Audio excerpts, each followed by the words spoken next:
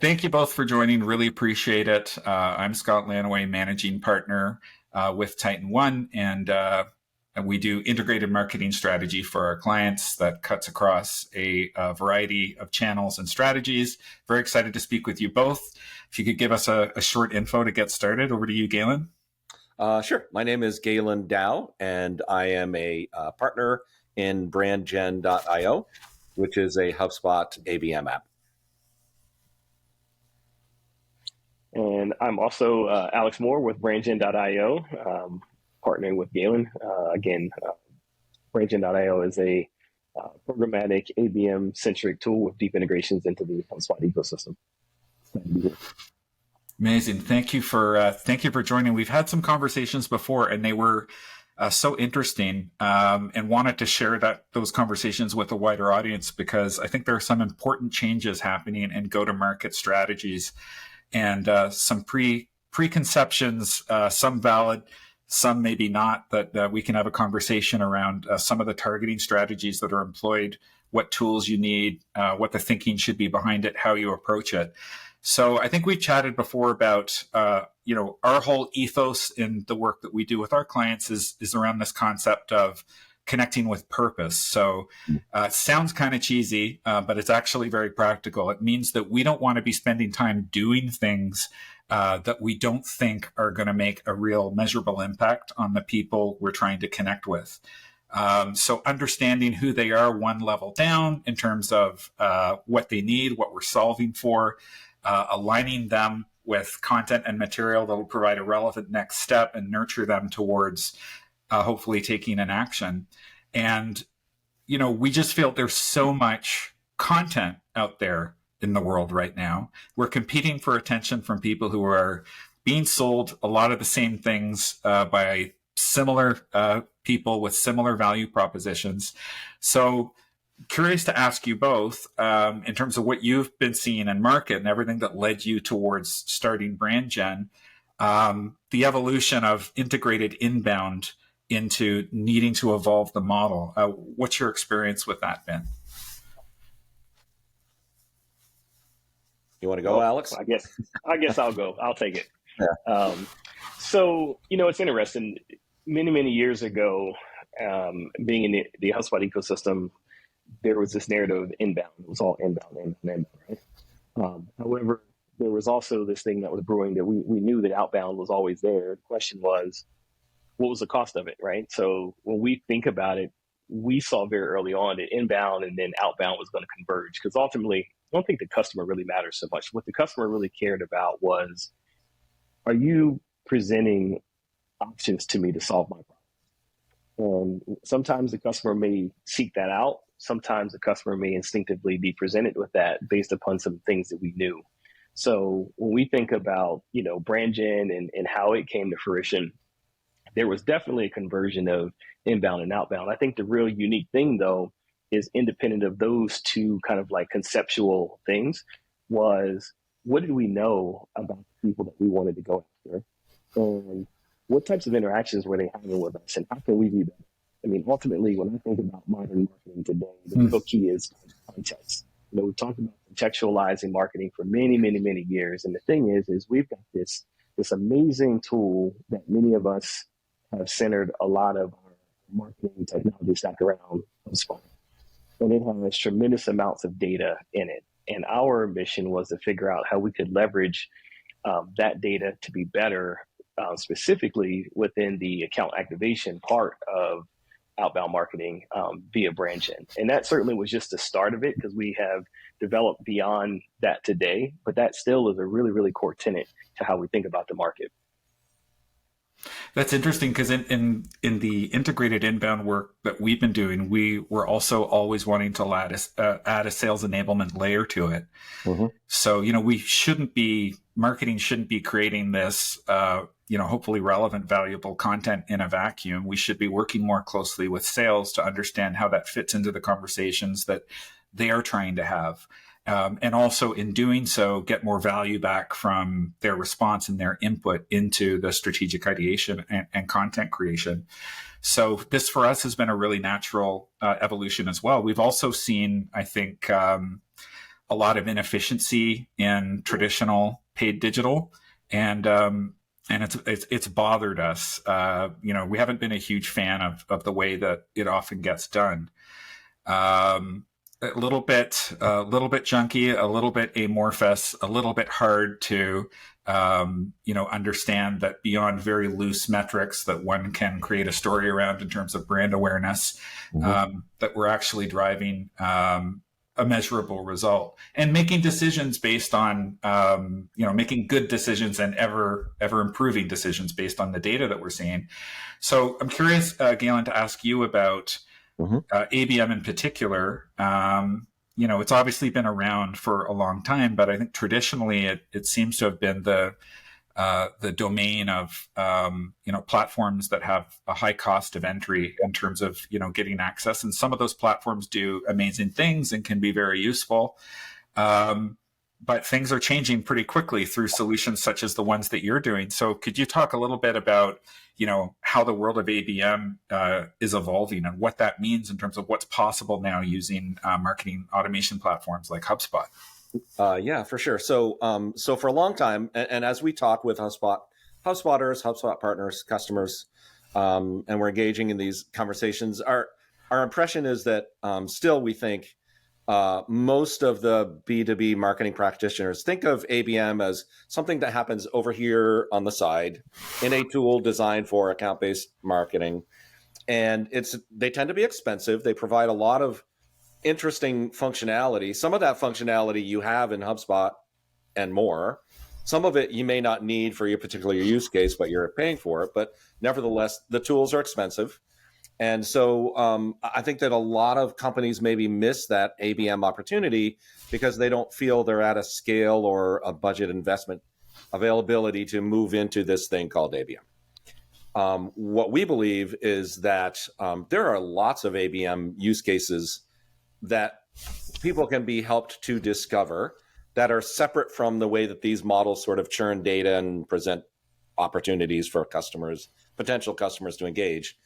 And as HubSpot gains additional functionality and the app marketplace with apps like BrandGen.io, you can build within HubSpot a lot. And then with a couple of apps, maybe BrandGen and maybe one or two others, you can build a capability set that not only I think now is comparable with what those tools can do, but in some ways gives you opportunities to do things that you can't do with those tools. And I think Alex hit it right on the head.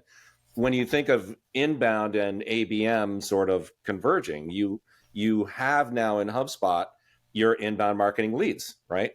We all know that it's a buying group that makes the decision, but I think many of us still think in terms of the lead, nurturing the lead, as opposed to maybe thinking about, well, what does that lead represent? That lead represents the top of the iceberg I can see, and underneath the iceberg is the rest of the buying group. So should we be changing our thinking of when an inbound lead comes in, we're watching behavior and we're saying, okay, there's something interesting happening here.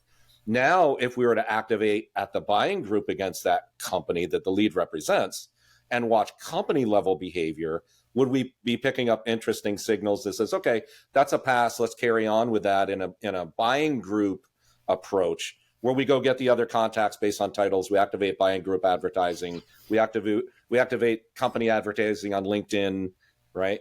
And when you think of it that way, sort of HubSpot's the only platform that has the automation and the apps and the sales and the marketing all in one place.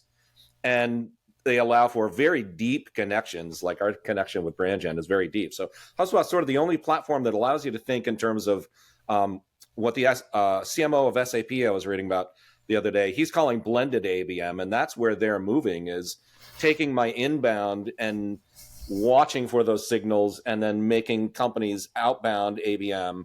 And then if there's company level engagement, we move forward.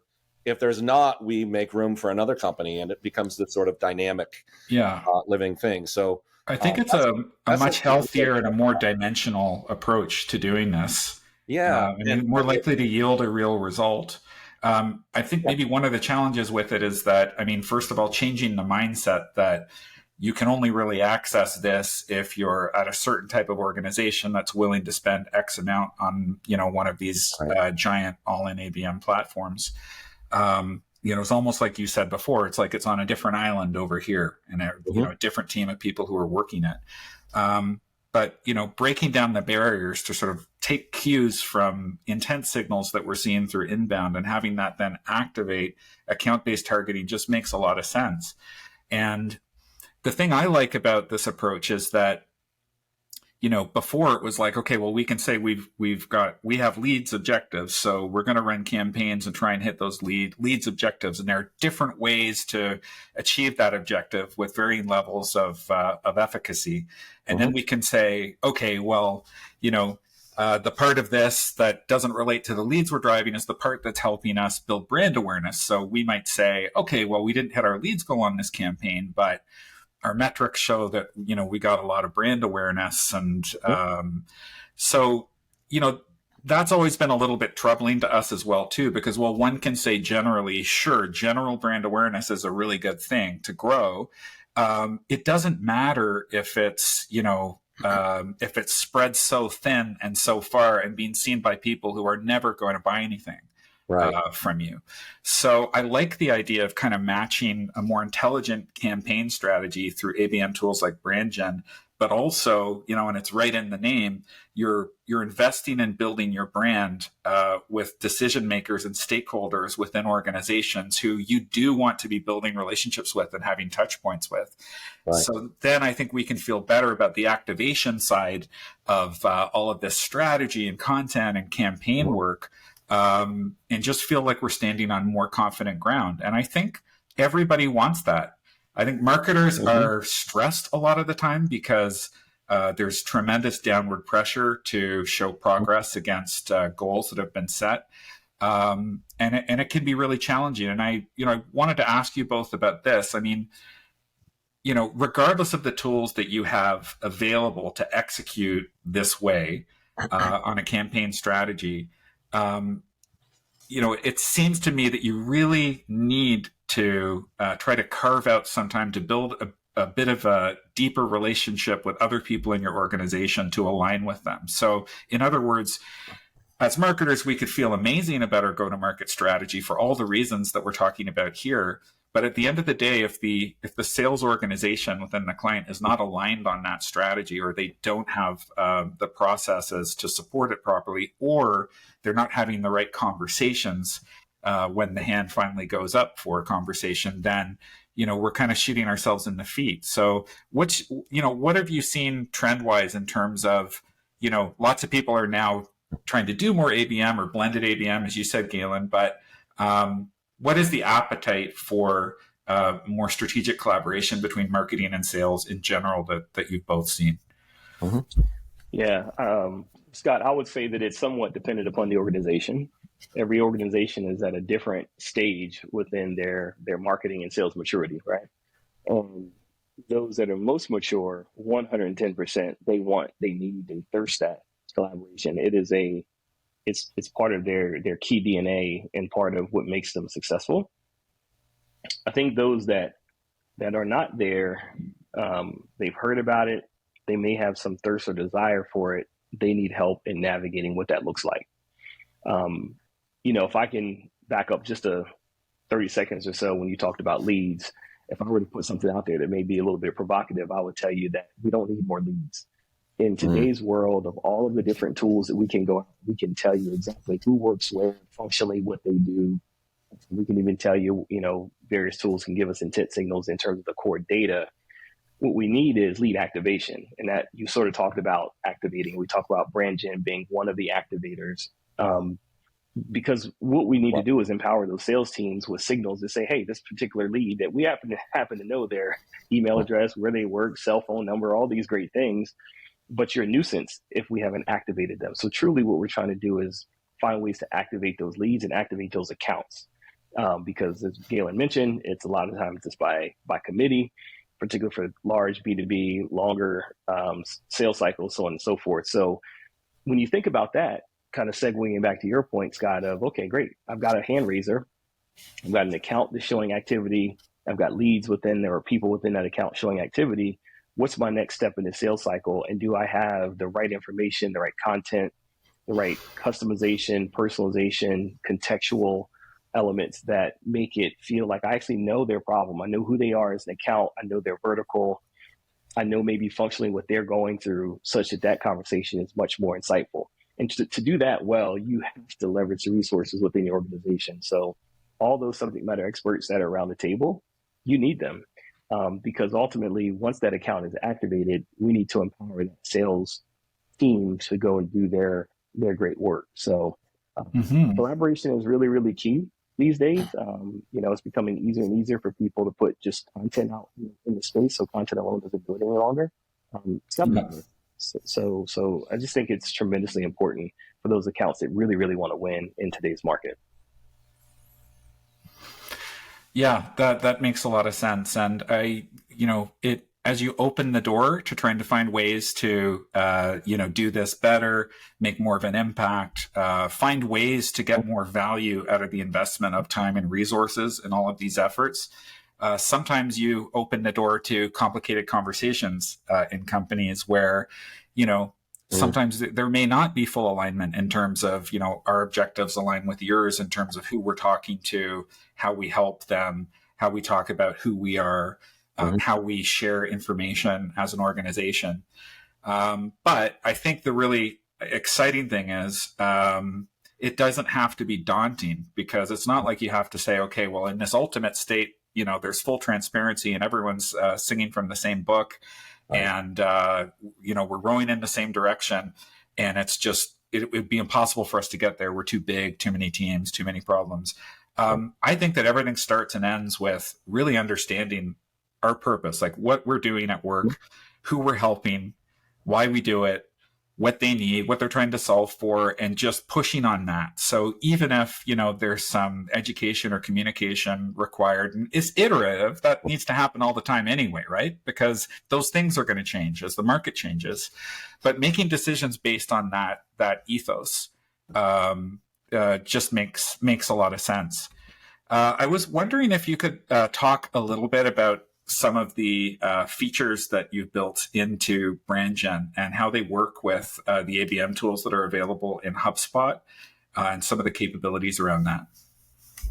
Yeah. So first and foremost, we are HubSpotters, have been, channel partners, HubSpot partners for a long time across all of the partners that founded BrandGen. So we think in terms of, if I'm in HubSpot, what would I want the tool to do?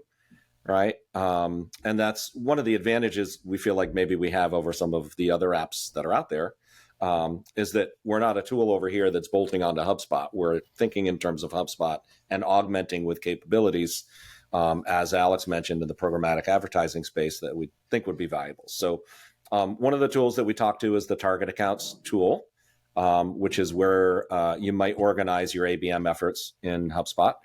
And you can set up a campaign at a buyer group in BrandGen and pull over a tier or more from the target accounts tool to create your account list in BrandGen.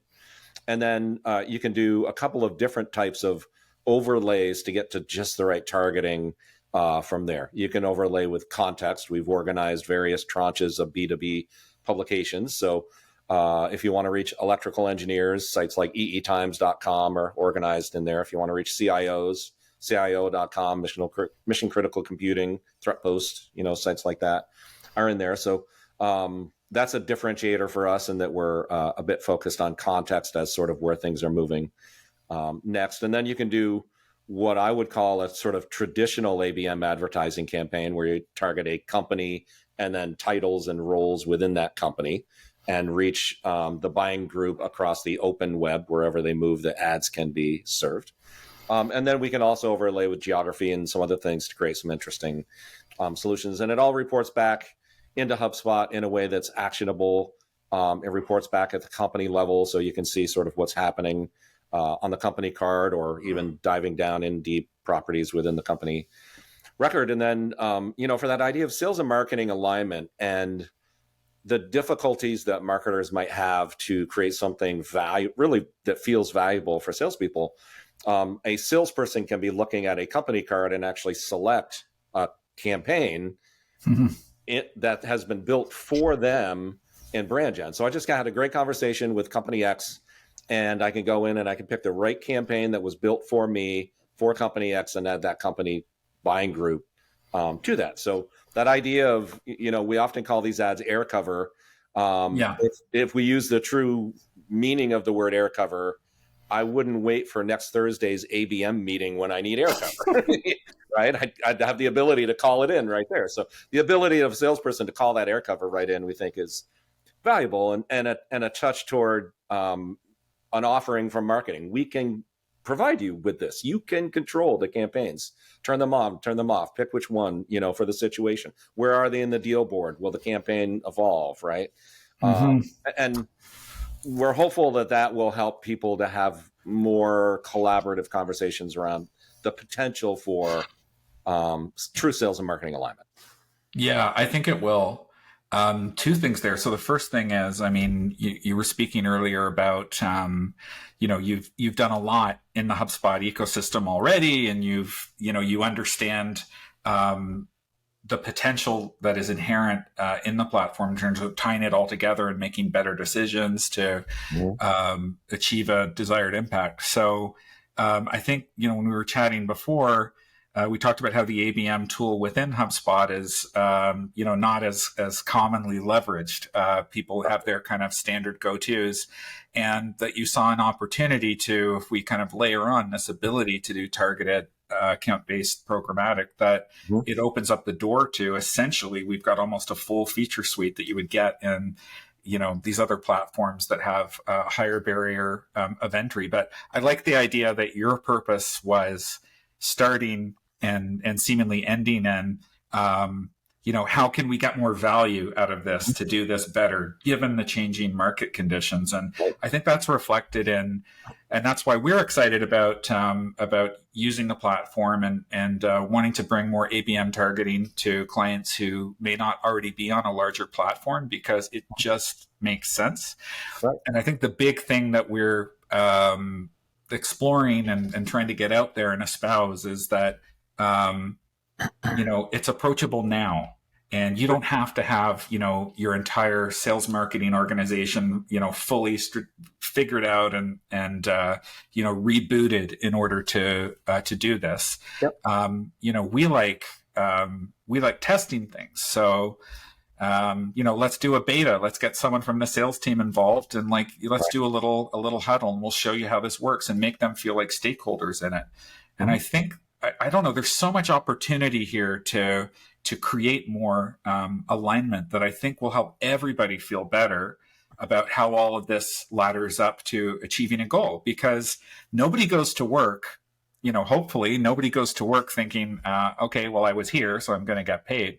Everybody wants to make an impact. Everyone wants to feel proud of the time that they're spending. Everyone wants to be associated with making a difference. So we really believe in this direction. That's why we're embracing it.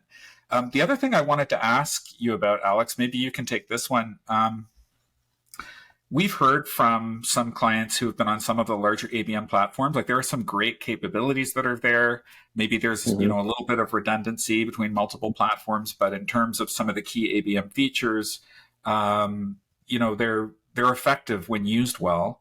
But we've heard that there has been a challenge, even when you've got that sort of fully baked enterprise grade solution. There's still a challenge around feeding Intel back into your marketing automation platform.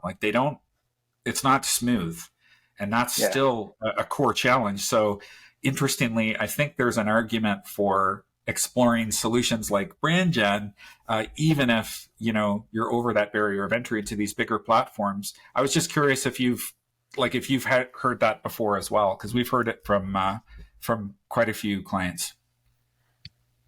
Yes, I'd say that exists. Part of that is coming back to what Galen said about being purpose built. I think depending on the level of intensity in which you're using those tools, I think the experience that I have had talking with various customers who are either using or have used those tools is that they tend to have purchased something that is at the top end of the tool spectrum. Either their internal capabilities, be it alignment, be it sheer human capital, or even their agency partners. They're That's just not in a interesting. position to truly leverage all of it. So Yeah. they tend to overpay. But then the question comes back to, if you think about the median and the key things that people truly, truly need, we believe that HubSpot is providing most of that. And BrandGen plugs into it. So again, our message is use the tool that you have and get something that naturally plugs into it. Again, for the purposes of account activation, I mean, ABM is a very broad spectrum of Hmm. things. We don't cover them all, but we think that HubSpot plus a couple of strategic partners do. And we think BrandGen is a key part of that. But yeah, look, I think everyone's needs are very unique, and it's not surprising that you may say, hey, I've got all this information in this third party tool and it doesn't make its way back. In our Hmm. world, we certainly want to make sure that we are providing deep integrations for the signals that we certainly touch, that we can send them back and send them back such that the beautiful thing begins to happen, because at least for our enterprise clients that are running HubSpot Enterprise, we're sending very granular data back such that now sales teams can run sequences off of it, lists can be built off of it, reports can be built, automations can be built. So you take the narrative of the accounts tool in HubSpot, and then it's really three key data points. There is, hey, I'm a target account. Two, what's my tier? And maybe three, what's my role on the contact level? You begin to understand those three things. All of a sudden, you have some core information that, based upon how an account has engaged with your website, Hmm. let's say, or your ads from Hmm. BrandGen, you now can run all types of campaigns, be it sales outreach, be it marketing outreach, or sometimes it might just be notifying a rep to go take an action, to reach out via Yeah. LinkedIn, to pick up the phone and call, or just some awareness of what they were interested in prior to a scheduled sales call. So, it's kind of tough for us to talk about all the different permutations of how you could strategically implement that, because they're really, really wide, but it really Hmm. opens up a whole new ecosystem of possibilities. Yeah, we've had even the journey into leveraging marketing automation. There's, I think sometimes there's a danger in the shiny new tool that is, going to kind of solve for all of this misalignment and bring everyone together and increase Right. efficiency or improve conversion rates and all of this good stuff. And Mm-hmm. it's attractive to think that, okay, if we get on this platform or do these things, we're going to hit our goals. And there's nothing wrong with testing and trying and seeing what works. But at the end of the day, it's interesting, like even on the marketing automation side, we've seen, with some clients, the sales organizations are sort of like, that's just like another marketing tool. That's part of stuff that you're doing that may or may not be a benefit to us. I'll decide if some of it is. I'm just trying to make quota. Right. And there's sort of a disassociation. But what we started doing in our strategy work, and we do this with a few clients, is as we're analyzing the metrics for each month, we do a portrait of a customer and portrait of a prospect. So, nothing new or shocking to anyone who's familiar with this ability to track. But it ladders back to your point, Alex, is basically saying, and this is where salespeople start to get interested. Okay, so this lead that came through, here's what brought them there. Here are the actions they took to get there at this specific time, this date. These are the pages they looked at. This is what they reacted to. This is the email they opened. This is a real person, and they put their hand up on this day. We go into LinkedIn and pull in who they are and put it there, and then share that around. And I think that's kind of acts as a reminder that all of this is about meaningful, measurable connections with real people. It's not it's not vanity data to try to show growth. Right. And I think, that's what really matters. And, a salesperson who's doing consultative sales, who's into building relationships, who's thinking, I want to know what's really going on with this person I'm trying to help. And I want to actually offer them really helpful advice and build a relationship and sell that way. You should be embracing any kind of extra context that you can get. So I like the idea that, bringing in the ABM dimension more, is very much in that vein. It's like we are, this is the direction that we're all rowing in. This is who you should be prioritizing reaching out to, and this is why. You can see it. It's all open. There's no storytelling around it. You have direct access to the data. And to your point, Galen, you also can be a difference maker right away by triggering a campaign based on your own discretion of things that you've seen. So there's so much potential here. And the thing that we're most excited about is that it's almost like democratizing access to this way of thinking. That this is no longer just the realm of, a few select, enterprise tools, that we can all start collectively going in this direction sooner. And I think it behooves us all to try doing it.